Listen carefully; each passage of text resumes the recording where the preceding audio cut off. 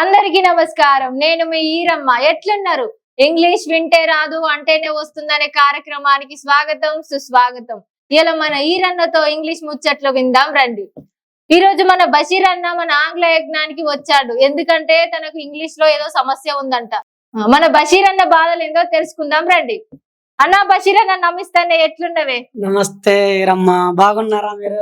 నేను బాగున్నానే అన్న. గిట్ల వచ్చినవేంది?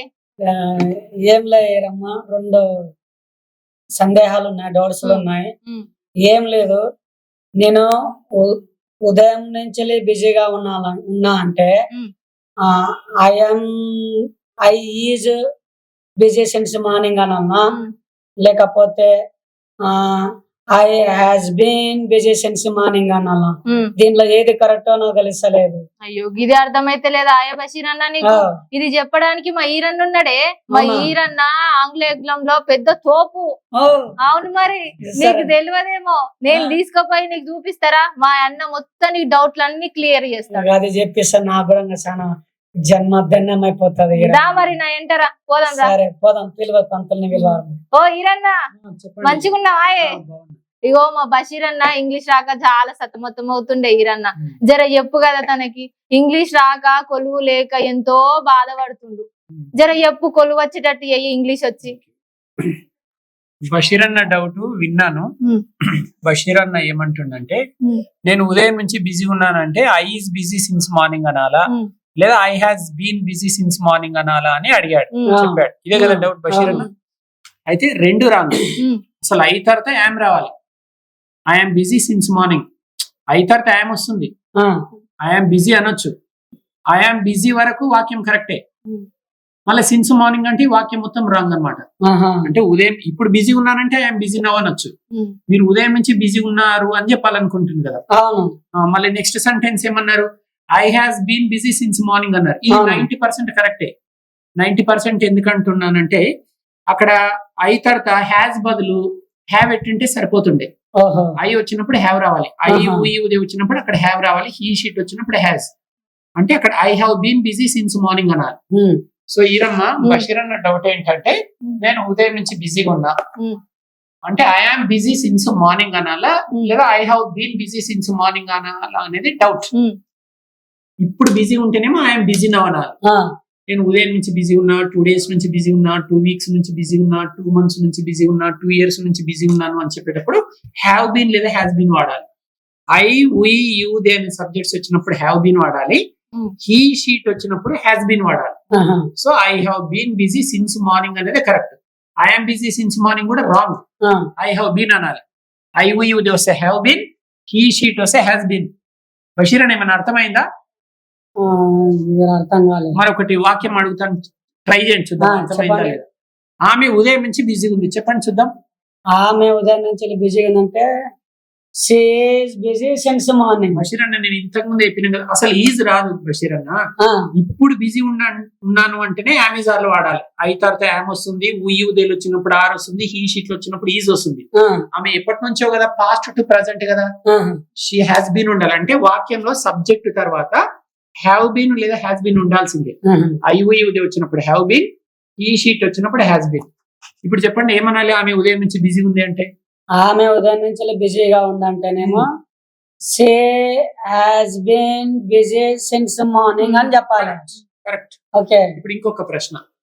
ఆమె సండే నుంచి చెన్నైలో ఉంది.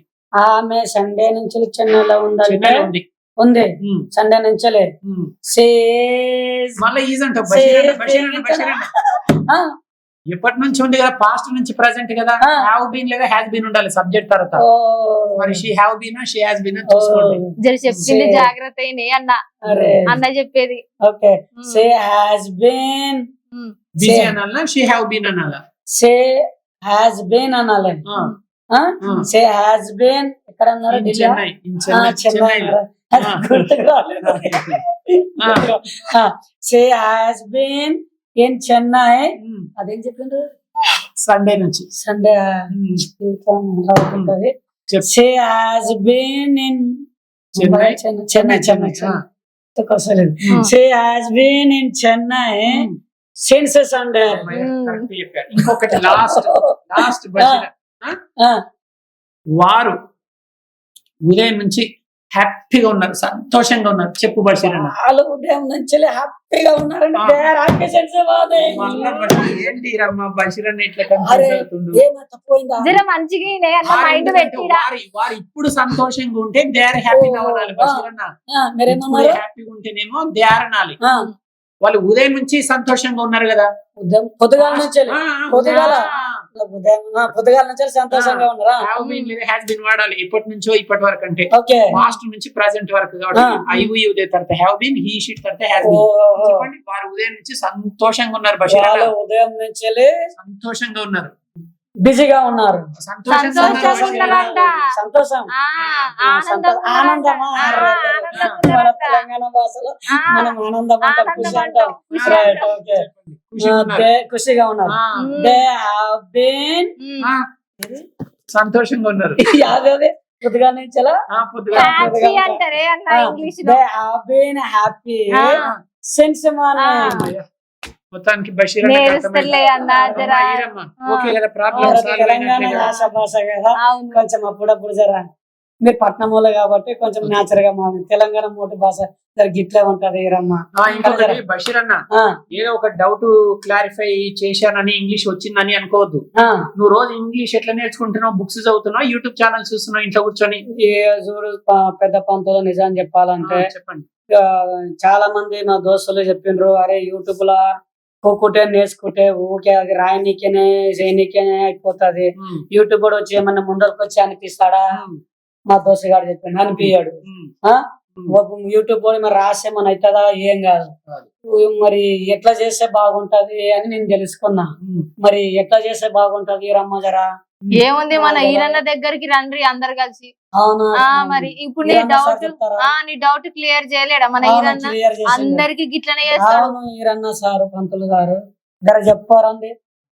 బుక్కులు చదివితే వస్తుందా లేకపోతే ఇంట్లో కూర్చొని గప్పుగా ఇట్లా చదివితే వస్తుందా? ఒకపోతే ఊరికే 10 సార్లు అనాలనా? ఏంది ఇంతకేంది? దీని పరిష్కారం ఏంది? ఏం లేదు బషీరన్న, ఇంట్లో కూర్చొని ఇంకో 20 సంవత్సరాలు యూట్యూబ్ చూసినా ఇంగ్లీష్ రాదు బషీరన్న. అరే 1,00,000 పుస్తకాలు చదివినా ఇంగ్లీష్ రాదు జీవితాంతం. ఎందుకంటే ఇది ఇంగ్లీషు వింటే రాదు బషీరన్న, అంటేనే వస్తుంది. అయితే ఈరమ్మ ఏమంటుందంటే, ఈరన్న తోటి కోసం ఇంగ్లీష్ వస్తది అని అంటుంది. ఈరన్న తోటే కాదు, ఏ అన్న దగ్గరికి వెళ్ళినా ఇంగ్లీష్ వస్తది, కానీ ప్రాక్టీస్ చేయాలి. ఇది వింటే రాదు, అంటేనే వస్తుంది. అనాలే గట్టిగా మనం తెలుగులో అయితే అన్నమా, రాపో, తినసుకో, ఇలా గల గల గల గల నాలుగు ఆడిస్తుండాలి. మీరేమనుకుంటారు? ఇంట్లో యూట్యూబ్ ఆన్ చేసుకుని కూర్చుంటారు. ఇంకెన్ని సంవత్సరాలు చూస్తారు యూట్యూబ్ ఛానల్స్? ఎవరినో ఒక గురువుని సెలెక్ట్ చేసుకోండి. ఇప్పుడు మా దగ్గరికే వచ్చారనుకోండి, ఆంగ్ల విజ్ఞాన్ క్యాంపస్ అమీర్పేట హైదరాబాద్ లో ఉంటది. ఇక్కడ రోజు 10 గంటలు, ఉదయం 7 గంటల నుంచి రాత్రి 7 గంటల వరకు, రోజుకు 10 గంటలు, కేవలం 20 రోజులలో ఇంగ్లీష్ నేర్పించి పంపిస్తాం. కలం కాగితం లేకుండా బషీరన్న. అన్లిమిటెడ్ క్లాసెస్, పెన్ను పేపర్ లేకుండా కేవలం 20 రోజులలో. పెన్ను పేపర్ లేకుండా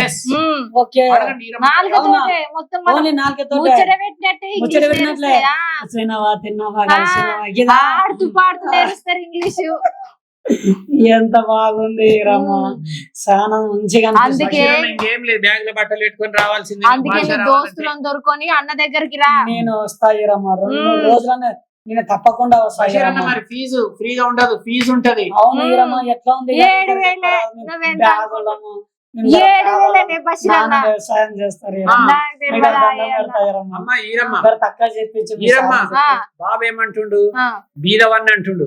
బీద వాళ్ళకు కూడా 7,000 తీసుకుంటున్నారు. ఇక్కడ లేదు కదా బషీరన్న.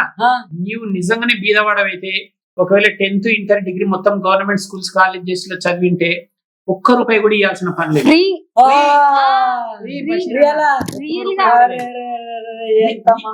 బషీరన్న, మీ గల్లీలో, మీ ఊర్లో ఎంత మంది ఉంటే అంతమంది జాతరలాగా తీసుకురండి, ₹1 కూడా తీసుకో.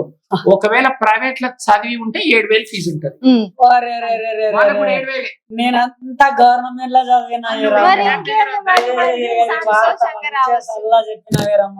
చూసారు కదా మీరు కూడా, అన్నలు, దోస్తులు, అక్కలు, ఇంత మంచిగా అవకాశం నడన్న దొరుకుతుందా? గవర్నమెంట్ లో చదివితే మన సారు అంత ఊకే ఫ్రీగా చెప్తున్నంట.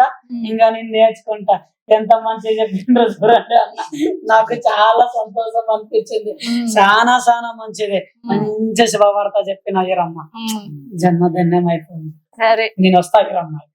ఇక చూసిరు కదా మన ఈరన్నతో ఇంగ్లీష్ ముచ్చట్లు గిసంటి మంచి ముచ్చట్ల కోసం మళ్ళా కలుద్దాం. అంతవరకు సెలవు.